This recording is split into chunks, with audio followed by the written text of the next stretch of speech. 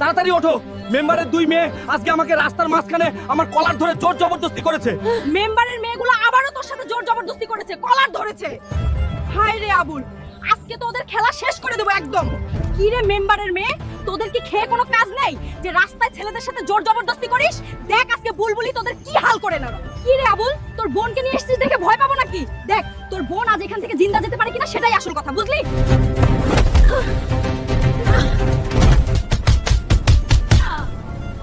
কি রে, কই গেল তোর পাওয়ার?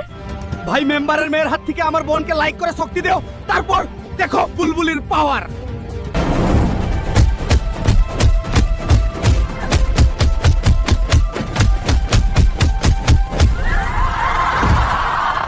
কি রে মেম্বার, মেয়েদের কি কোনো শিক্ষা দিসনি?